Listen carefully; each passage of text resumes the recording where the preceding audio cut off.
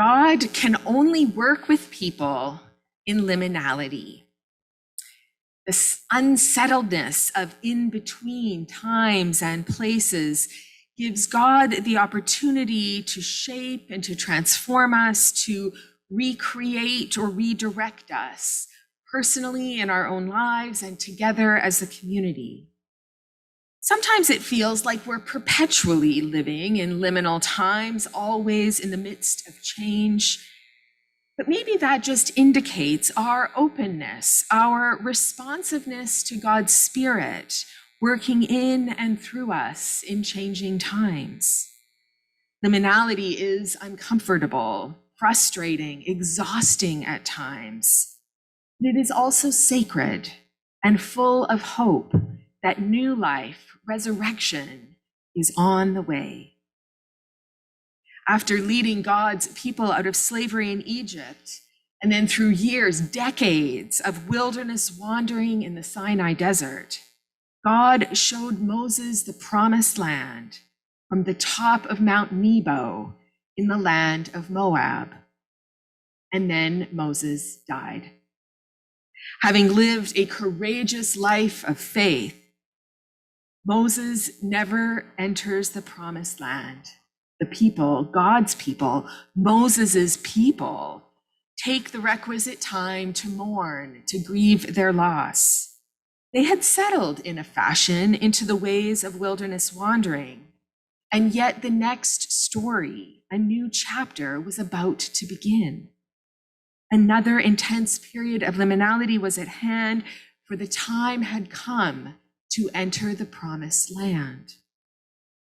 The mantle of leadership passed to Moses' assistant, Joshua, who led the people across the Jordan River to begin their new lives, to build a new society in the promised land. It is another threshold moment, the Jordan River, a threshold place. And it happened with another miracle, a miracle of crossing over, of walking through a river that ceases to flow along a path created on the river's bottom, just as they had escaping Egypt, showing God's power once more, that God is still and always with God's people, even as something ends, something else about to begin, hope and loss embodied once more. In our time, many COVID era mandates like mask wearing have ended, but the pandemic has not. Worship patterns are returning to normal, only they aren't really.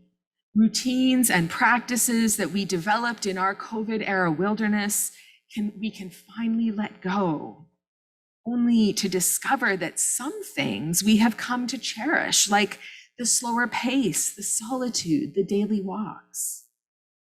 On the cusp of more freedom and less fear, war breaks out in Europe, and we are at a loss. Something ends, something else is about to begin. Hope and loss are embodied in unexpected ways. On the other side of the Jordan, the promised land side, God rolls away the disgrace of Egypt. Just like that. Now we know that the impact of centuries of slavery doesn't just end with crossing a river, but it is this time a second crossing, a second river from the one first crossed 4 decades ago. It's why God can make such a declaration today. It has been said that it took 1 day to take the people out of Egypt, but it took 40 years to take Egypt out of the people. We too are learning this as we realize how long the road of truth and reconciliation really is. Residential schools have been closed for decades, and we're only now finding the unmarked graves of children who died there. Only now are we figuring out that the Canada as we know it today was built on policies of white supremacy. At least that's what I'm learning through the diocesan anti-racism program called Intersections that has been running through Lent.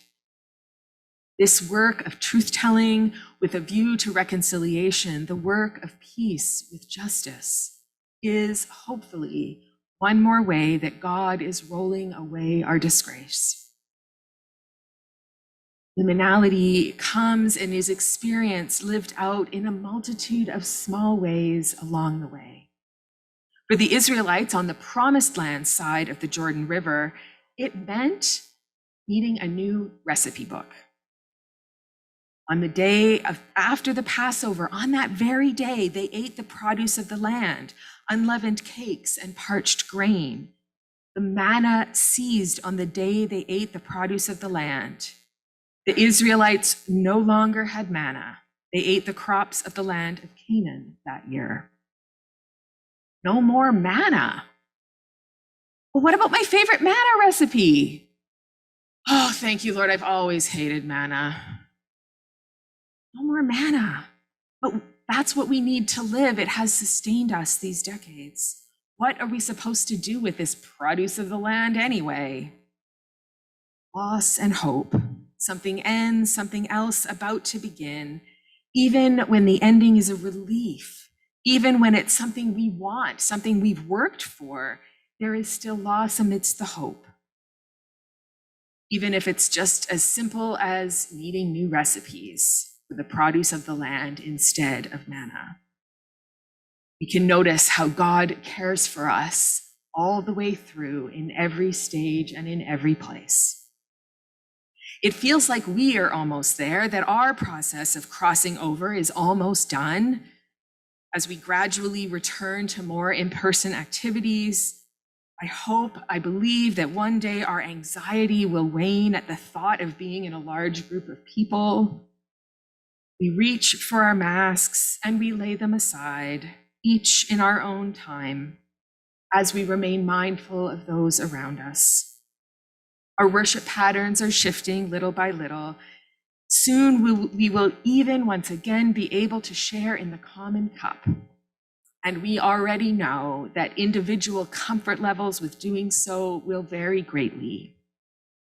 In this liminal time of crossing over, as we reach the other side, we will likely find that we need new recipes too, or just different ways, new ways of doing things.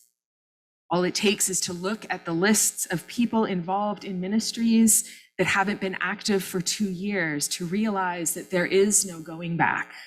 There is only going on, where things have already changed, whether we do or not. For instance, we heard earlier in the announcement that COVID time brought new renters to our facilities here at St. George's, in particular Arts Caliber Academy, who holds its classes here in the narthex and in the hall building. We didn't really notice that the first year they were here because all or most of parish life was either online or on hold. And so as we have felt the impact more this year, understood that impact, and discover our need to regather and reconnect, our need for dedicated parish space. This new possibility has emerged for us to reconfigure how we use our space.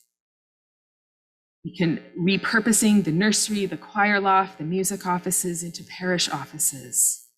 Arts Caliber that will then could then hold its classes in the hall building. This kind of physical change might also kind of be a reminder, serve to show us that things are different than they were pre-pandemic.